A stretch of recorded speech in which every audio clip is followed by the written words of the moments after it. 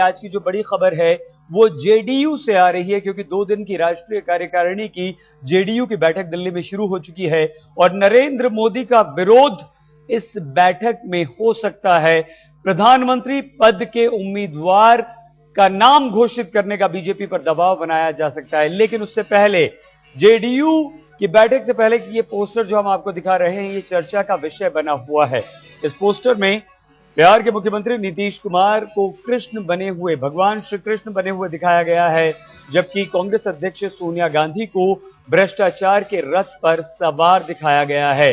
मतलब ये कि जेडीयू की तरफ से यह संदेश दिया जा रहा है कि भ्रष्टाचार के खात्मे के लिए पार्टी प्रतिबद्ध है और कांग्रेस भ्रष्टाचार में लिप्त है। भ्रष्टाचार के रथ पर कांग्रेस के अध्यक्ष सवार हैं। इसका मतलब यह हुआ कि कांग्रेस पर साफ तौर पर आरोप कि कांग्रेस और उसके सहयोगी दल के जो मंत्री हैं वो भ्रष्टाचार में लिप्त हैं, भ्रष्टाचार कर रहे हैं।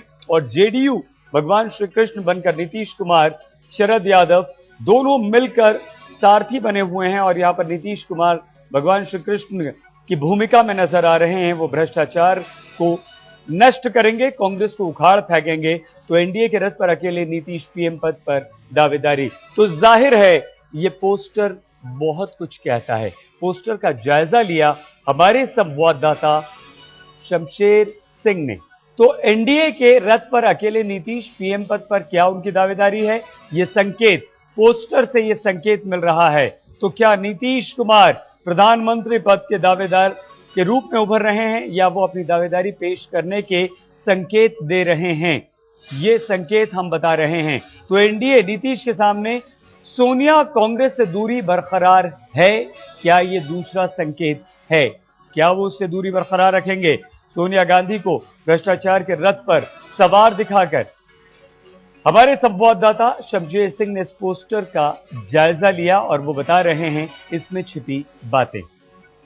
जेडीयू के राष्ट्रीय सम्मेलन में बैनर पोस्टर तो खूब लगे, लेकिन सबसे ज्यादा ध्यान इस पोस्टर की तरफ जाता है। यहां देखें, अगर इस पोस्टर को गौर से देखें, देखिए रथ चला रहे हैं शरद यादव, सारथी बने हुए हैं, नीतीश कुमार हैं। दूसरी तरफ देखें, हालांकि एनडीए लिखा हुआ है, लेकिन यहां पे बीजेपी का कोई भी इसमें किसी भी नेता का जिक्र नहीं है। एनडीए लिखा गया है, लेकिन जेडीयू के ही दोनों नेता है, बीजेपी के किसी नेता का नाम नहीं है। इसके अलावा मैं बताऊं कि दूसरे पोस्टर को अगर आप देखें तो ये यूपीए लिखा हुआ है, सोनिया गांधी सारथी बनी हुई है, मनमोहन सिंह है, और नीचे आप देख रहे होंगे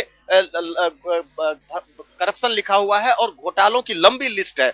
जो घोटाले, चाहे कॉमनवेल्थ गेम घोटाला हो, आदर्श घोटाला हो, जो जितने भी घोटाले हैं, हेलीकॉप्टर घोटाला हो, 2G स्कैम है, तमाम घोटालों का जिक्र किया गया है।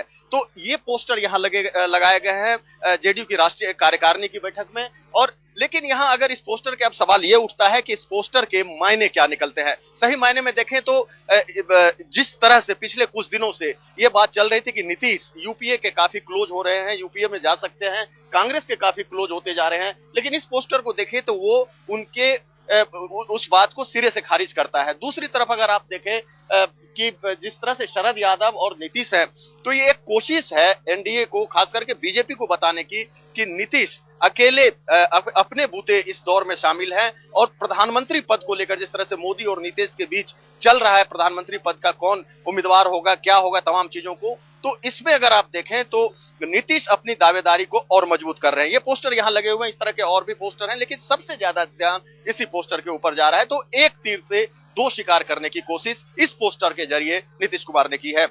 कैमरामैन राजीव श्रीवास्तव के साथ शमशेर सिंह, दिल्ली आज तक। तो ये तो पोस्टर की बात हुई, उसमें छिपी बातों की बात हुई, लेकिन थोड़े से अचरज और निराश करने वाली बात भी है इस पोस्टर में। इस पोस्टर में बहुत ज्यादा स्पेलिंग मिस्टेक्स भी हैं, वो भी हम आपको बताते हैं कि आखिर किस तरह से ये स्पेलिंग मिस्टेक्स हुई हैं। ये देखिए, आप यहां पर साफ तौर पर देख सकते हैं कि किस तरह की स्पेलिंग मिस्टेक्स यहां पर दिखाई गई हैं।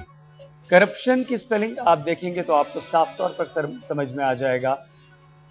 महाभारत की स्पेलिंग में भी गड़बड़ है और करप्शन की जो स्पेलिंग है वो भी गलत है।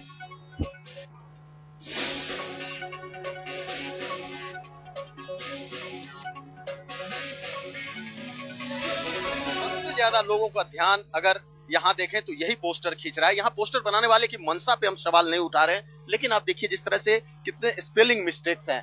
यहाँ जाहिर सी बात है भ्रष्टाचार, करप्शन को दिखाया गया, लेकिन यहाँ स्पेलिंग उसकी गलत लिखी गई है, करप्शन लिखा गया है, देख रहे होंगे। इसके अलावा और भी कई सारी गलतियां हैं। जो शुरुआत अगर आप देखें तो महाभारत, सेकेंड महाभारत वार, वहां भी महाभारत के अगर की स्पेलिंग देखें तो वो भी गलत लिखा गया है। इसके अलावा और भी जो घोटाले दिखाए गए, ये सोनिया का रथ है, सोनिया सारथी बनी है, मनमोहन सिंह है, कांग्रेस का के घोटालों को गिनाया गया। लेकिन इस घोटालों में भी अगर आप देखें तो ये आदर्श, मुंबई में जो आदर्श घोटाला हुआ था उसका जिक्र किया गया है, लेकिन यहाँ आदर्श का भी स्पेलिंग आप देखें तो गलत है। हालांकि कोशिश ये की गई है कि किस तरह से यूपीए में घोटाले हुए हैं उसको दिखाने की, नीतीश का कद बढ़ाने की, लेकिन इस पोस्टर में ढेर सारी गलतियां भी। और सबसे बड़ी अगर सबसे मजेदार गलती आप देखें तो ये तमिलनाडु जेडीयू लिखा गया। अगर आप इसको जरा हटा दें तो ये देखें क्या है,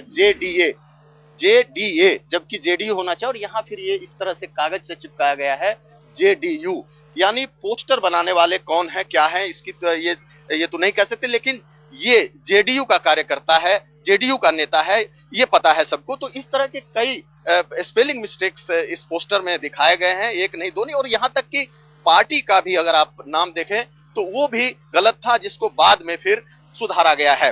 तो ये, इसको आप क्या कहेंगे, इसका क्या मतलब निकलता है, ये तो नहीं कर। लेकिन जिस तरह से मंशा की अगर बात करें तो मैं बार बार ये कहता हूं कि पोस्टर बनाने वाले की मंशा पर कोई सवाल नहीं उठता। उनकी मंशा साफ है कि वो नीतीश को प्रधानमंत्री के तौर पे पेश करें, यूपीए को के सरकार को किस तरह से भ्रष्टाचार में गिरी है उसके तौर पर पेश करें। लेकिन ये गलतियां कहीं ना कहीं इसके खिलाफ जाती है, पार्टी के खिलाफ तो जाएंगे ही। कैमरामैन राजीव श्रीवास्तव के साथ शमशेर सिंह, दिल्ली, आज तक।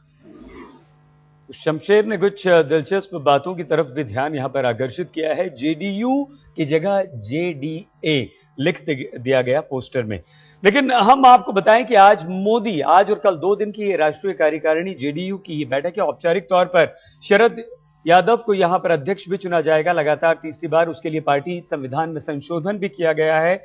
लेकिन बात हो रही है मोदी और नीतीश की। किस तरह से नीतीश कुमार मोदी का विरोध करते हुए आए हैं और कैसे मोदी नीतीश से वो अपनी नजदीकी बढ़ाना चाहते थे, लेकिन उसको देखिए लुधियाना की एनडीए रैली में साथ साथ दिखे थे नीतीश और मोदी। लेकिन उसके बाद जो कुछ हुआ, अगर हम आपको वो बताना शुरू करें तो आप हैरान रह जाएंगे। एक जिक्र यहां पर हम करना जरूर चाहेंगे, और वो जिक्र है 2008 का, जब बिहार में जबरदस्त बाढ़ आई थी कोसी नदी में, और उसके बाद एक पोस्टर छपा था तमाम महत्वपूर्ण अखबारों में, जिसमें मोदी और नीतीश कुमार दोनों साथ साथ दिखाई दिए थे। मोदी की तरफ से पोस्टर था, जिस पोस्टर में लिखा गया था कि बिहार और गुजरात का पुराना संबंध है और संकट की इस घड़ी में हम बिहार के साथ खड़े हैं। बस इस पर नीतीश कुमार ने जबरदस्त अपनी नाराजगी जाहिर कर दी थी। यहां तक कह दिया था कि हम कानूनी केस करेंगे और हम पर हमसे ये पूछा नहीं गया है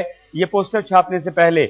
लेकिन 2009 में बिहार में मोदी को चुनाव प्रचार करने से नीतीश कुमार ने मना किया था। साफ तौर पर कहा था कि हम किसी भी ऐसे व्यक्ति को चुनाव प्रचार नहीं करने देंगे जिसकी छवि अच्छी ना हो, जिस पर सांप्रदायिकता के आरोप लगे हुए हों। और जेडीयू का साफ तौर पर यह कहना है कि हम एक ऐसी छवि वाले उम्मीदवार का समर्थन करेंगे जो साफ सुथरा हो। मोदी की तरफ से बाढ़ पीड़ितों की मदद के लिए 5 करोड़ का चेक लौटा दिया था नीतीश कुमार ने। यह कहा था कि पहले पता किया, वो पैसा इस्तेमाल नहीं हुआ तो चेक वापस कर दिया गया।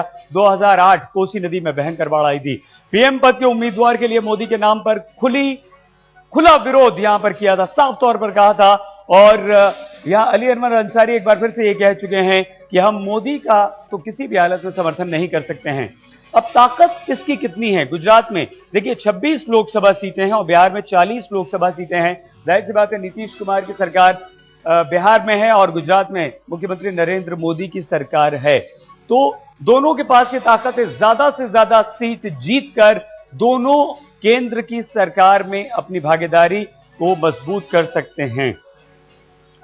देखिए जहां 26 लोकसभा सीटें गुजरात में नरेंद्र मोदी के पास है, वहीं 40 लोकसभा सीटें बिहार में हैं। तो ये इनकी दोनों की ताकत है। लेकिन जेडीयू के अनुसार 2004 में लोकसभा चुनाव में हार की वजह गुजरात दंगा, ये सबसे बड़ी वजह क्यों खिलाफ हैं नीतीश कुमार, गुजरात के मुख्यमंत्री नरेंद्र मोदी के। वो 2004 में लोकसभा चुनाव में हार की वजह गुजरात के दंगों को साफ तौर पर बताते हैं। उसका एक बहुत बड़ा असर हुआ था। बिहार के 16% मुस्लिम वोटरों के बीच खुद को सेक्युलर बताने की ये सियासत है, यानी कि नीतीश कुमार नहीं चाहते कि मुस्लिम मतदाता उनसे दूर हो। जो भी है, लालू प्रसाद यादव की राजनीतिक ताकत कम होने से मुस्लिम वोटरों के समर्थन की जो उम्मीद है वो और ज्यादा नीतीश कुमार को होने लगी है। और नीतीश कुमार ये उम्मीद कर रहे हैं कि 2014 लोकसभा चुनावों में भी मुसलमान ज्यादातर उनके साथ जुड़ेंगे। तो क्या नीतीश कुमार को मना लेगी बीजेपी? ये जिम्मेदारी यहां पर राजनाथ सिंह नवनिर्वाचित अध्यक्ष पर है। तो शरद के साथ मिलकर बैठकर मसला सुलझाने में जुटे हैं राजनाथ सिंह, यानी कि अध्यक्ष जेडीयू शरद यादव के साथ मिलकर। लेकिन नरेंद्र मोदी के नाम पर नीतीश कुमार बिल्कुल राजी नहीं है, ये बात हम आपको बता दें। नीतीश कुमार शरद यादव की फोन पर बातचीत हुई है। सूत्रों के अनुसार राजनाथ ने प्रस्ताव में मोदी का नाम न लेने की गुजारिश की है, क्योंकि इस बैठक में अगर सिर्फ और सिर्फ एक बात पर चर्चा हो रही है तो वो यही कि क्या जो प्रस्ताव पारित किया जाएगा उसमें बीजेपी पर यह दबाव बनाया जाएगा कि नरेंद्र मोदी का नाम प्रधानमंत्री पद के उम्मीदवार के लिए बीजेपी घोषित न करे। तो बिहार में नीतीश का क्या होगा? कुल 243 सीटें अगर हम यहां पर विधानसभा की, बिहार विधानसभा की बात करें तो यहां जाहिर सी बात है नीतीश कुमार की सरकार है। सबसे बड़ी ताकत नीतीश कुमार है। नीतीश कुमार के पास 115 सीटें हैं और बीजेपी के पास 91, और दोनों मिलकर यहां पर सरकार चला रहे हैं। लेकिन हमें यहां भूलना नहीं होगा आरजेडी को 22, यानी कि लालू प्रसाद यादव। कांग्रेस का कोई बहुत ज्यादा दखल बिहार में नहीं है और सिर्फ 4 सीटें हैं। रामविलास पासवान के पास 3 सीटें यहां पर हैं और अन्य जो है वो 8 सीटों पर काबिज हैं। तो ये 115 के आंकड़े को बढ़ाना चाहते हैं मुसलमानों के समर्थन से नीतीश कुमार। और अगर मोदी आ जाते हैं तो उन्हें यह डर है कि शायद उनकी 115 सीटें कम हो सकती हैं। मुस्लिम वोट जो आरजेडी से छटक कर उनकी तरफ आया है, यानी कि उन्हें उम्मीद है वो वापस वहां पर जा सकता है। न सिर्फ ये विधानसभा की बात हुई बल्कि लोकसभा में भी इसका खमियाजा भुगतना पड़ सकता है नीतीश कुमार को। तो ये तमाम वो बातें हैं जिस पर नीतीश कुमार साफ तौर पर गौर कर रहे हुए हैं। और ये जो राष्ट्रीय कार्यकारिणी की जेडीयू की 2 दिन की बैठक शुरू हुई है, इसमें नरेंद्र मोदी सबसे ज्यादा चर्चा का विषय हैं और नरेंद्र मोदी पर आर या पार कोई फैसला जेडीयू में हो सकता है, इस बात की संभावना